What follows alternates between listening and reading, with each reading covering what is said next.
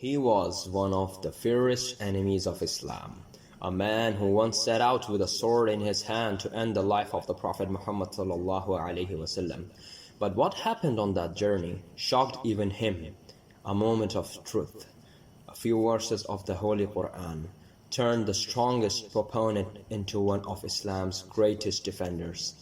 This story is the story of Umar ibn al-Khattab radiyallahu anhu, journey to the light of Islam. When Prophet Muhammad ﷺ started preaching the message of Islam, like many others in Mecca, Hazrat Umar radiyallahu anhu opposed Islam and even threatened to kill the Prophet Muhammad ﷺ. He resolved to defend the traditional polytheistic religion of Arabia. He was adamant and cruel in opposing Prophet Muhammad ﷺ and very prominent in persecuting Muslims.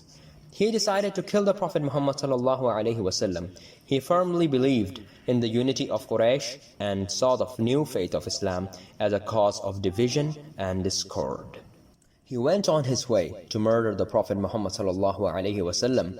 Umar radiyallahu anhu met his best friend, Nuaym ibn Abdullah, who had secretly converted to Islam, but he had not told Umar radiyallahu anhu. When Umar radiyallahu anhu informed him that he had set out to kill the Prophet Muhammad ﷺ, Nuaym said, "By God, you have deceived yourself, O Umar. Do you think that Banu Abd al-Manaf would let you run around alive once you had killed their son Muhammad ﷺ? Why don't you return to your own house and at least set it straight?" Nuaym then told him to inquire about his own house, where his sister Fatima bint al-Khattab and his brother-in-law had embraced Islam and were taking lessons from Khabbab ibn al-Arat. Upon arriving at her house, Umar radiyallahu anhu found Fatima and her husband Sa'id bin Zaid reciting the verses of the Quran from Surah Taha. He started quarreling with Sa'id and physically attacking him. When his sister came to rescue her husband, he also began arguing with her. Yet still, they kept on saying, "You may kill us, but we will never give up on Islam." During the incident, Umar radiyallahu anhu's sister got wounded. Seeing what he had done, Umar radiyallahu anhu calmed down out of guilt and asked Fatima to give him what she was reciting. She replied in the negative and said, "You are unclean, and no unclean person can touch the scripture." He insisted, but his sister was not prepared to allow him to touch the pages unless he washed his body. Umar radiyallahu anhu at last gave in. He washed his body and then began to read the verses that were, "Indeed, I am Allah, there is no deity except me, so worship me and establish prayer for my remembrance." Surah Taha, ayat number 14. He wept and declared, "Surely this is the word of Allah. I bear witness that Muhammad is the messenger of Allah." On hearing this, Khabbab came out from where he was hiding and said, "O Umar radiyallahu anhu, glad tidings for you. Yesterday Prophet Muhammad ﷺ prayed to Allah, 'O Allah, strengthen Islam with either Umar or Abu Jahl, whomsoever thou likest.' It seems that his prayer has been answered in your favor."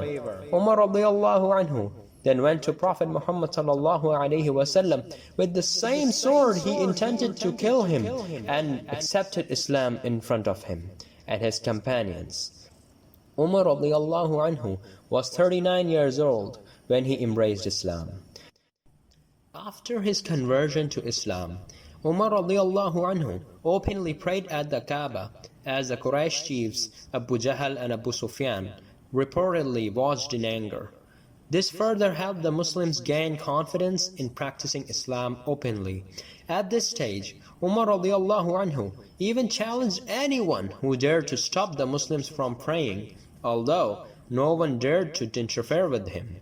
Umar radiyallahu anhu conversion to Islam granted strength and boldness to the Muslim community and to the Islamic faith in Mecca. It was after this event that Muslims offered prayers openly in Masjid al-Haram for the first time. Abdullah ibn Masud radiallahu anhu said, Umar's embracing Islam was a victory, his migration a triumph, and his leadership a mercy. From an enemy of Islam to one of its greatest champions, Umar ibn al-Khattab radiallahu anhu's story is a great reminder that guidance comes to those whom Allah wills, even in the darkest of moments. May Allah Almighty guide our hearts, just as He guided Hazrat Umar ibn al-Khattab radiallahu anhu. Don't forget to like, share and follow for more inspiring stories from the golden history of Islam. Jazakallah khair. Assalamu alaikum wa rahmatullah.